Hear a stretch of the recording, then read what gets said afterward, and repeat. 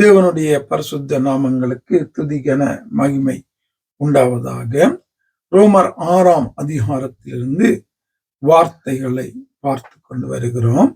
நேற்று 17வது வசனத்தை பார்த்து, மனப்பூர்வமாய் உண்மையாய் ஆத்துமாவிலிருந்து தேவனுடைய காரியங்கள் எதையாயிலும் செய்ய வேண்டும். ஊழியமா இருந்தான, ஜபமா இருந்தான, வேதம் படிக்கிறான, பிரசங்கமா இருந்தான, எதுவாக இருந்தாலும் உள்ளத்திலிருந்து வர வேண்டும். மனப்பூர்வமாய் அவருடைய வேதத்துக்கு கீழ்ப்படுகிறதா இருந்தான் என்பதை பார்த்தோம். அப்படியே தொடர்ந்தும் அவர் 18வது வசனத்துல, பாவத்தினின்று நீங்கள் விடுதலையாக்கப்பட்டு நீதிக்கு அடிமைகள் ஆனீர்கள்.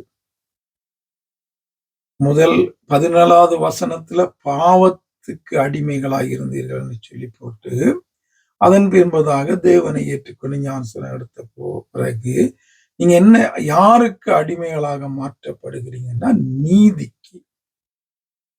நீதிக்கு அடிமைகளாக்கப்படுகிறீங்க. நீதி என்று என் ஆண்டவர் இதுல சொல்லுகிறது தேவனுடைய நீதி.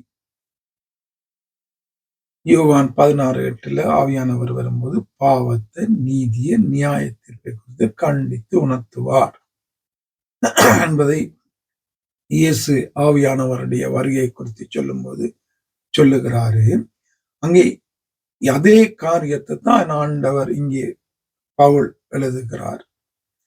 நீங்க நீதிக்கு, பாவத்துக்கு அடிமைகளா இருந்த நீங்க இப்ப நீதிக்கு அடிமைகளா இருக்கிறீங்க.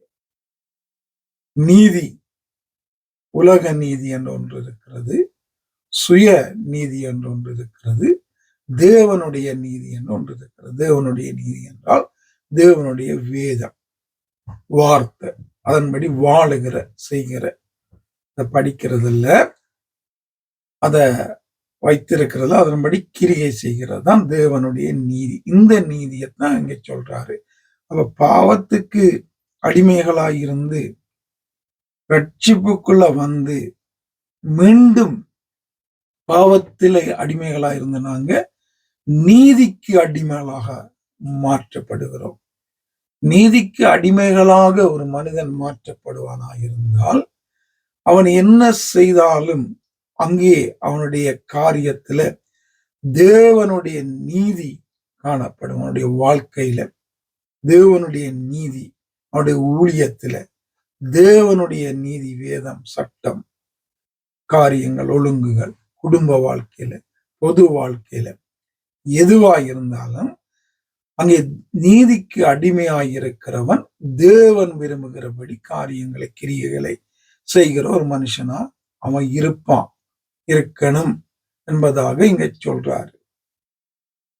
அப்ப இத தேவனுடைய நீதிக்கு ஒருவன் அடிமையாக வேண்டுமானால் அவன் மனப்பூர்வமாய் தேவனுடைய சட்டத்துக்கு கீழ்ப்படுகிறான் இருக்கணும். 14வது வசனத்தின்படி உண்மையா விரும்பி, கட்டாயத்தில் விரும்பி, உண்மையா, ஆண்டவரே உண்மையாகவே நம்முடைய வசனத்துக்கு கீழ்ப்படுகிறேன் ஐயா, கீழ்ப்படிய வாஞ்சிக்கிறேன் ஐயா, எனக்கு உதவி செய்யுங்க, நடத்துங்க, நான் அந்த நீதி நியாயங்கள்ல நிக்கணும் அப்பா என்று சொல்லும்போது உள்ளத்தை பார்க்கிற ஆண்டவர் எங்களுக்கு உதவி செய்வார். இந்த தேவ நீதியை ஒரு மனுஷன் செய்யாட்டி, இந்த நீதிக்கு ஒரு மனிதன் அடிமையாகாவிட்டால், அடிமையாகிறா அதுல வாழ தொடங்குறது, அதுலேயே நிலைத்திருக்க தொடங்குறது. அடிமை என்றால் அதை விட்டுட்டு அவன் வேறொரு காரியத்தையும் செய்ய மாட்டான். அது அடிமை, அது அவனை பிடித்து கொள்ளும். அதுக்குள்ள அவன் விழுந்து விட்டான், அதுக்குள்ள அவன் மூழ்கி விட்டான், அதான் அடிமை. அநேகருக்கு அநேக பாவ பழக்கங்களுக்கு அடிமையாகி அதிலிருந்து வெளியில வராத அநேகரை நாங்கள் பார்க்கிறோம். அதே போல இது நாங்க நீதிக்கு அடிமையானா அதுல இருந்து நாங்க வெளியில வரமாட்டோம் இலகுல. அப்படியாக அடிமைகளாக நாங்க நீதிக்கு அடிமைகளாக வாழும் போதுதான் அங்க நித்தியத்துல, நியாய தீர்ப்புல, தேவ சமூகத்துல நாங்க போக முடியும்.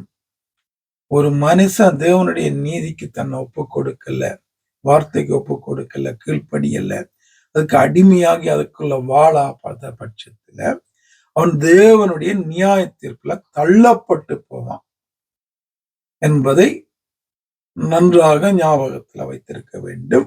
இது வேதம் அநேக இடங்கள்ல எங்களை கற்றுத் தருகிறது. ஆவியானவர் தொடர்ந்தும் அங்கே தேவனுடைய நீதிக்கு அடிமைகளாக உங்களை ஒப்பு கொடுத்து வாழ கிரியை செய்ய என்னையும் உங்களையும் வழி நடத்துவாராக. ஆமென்.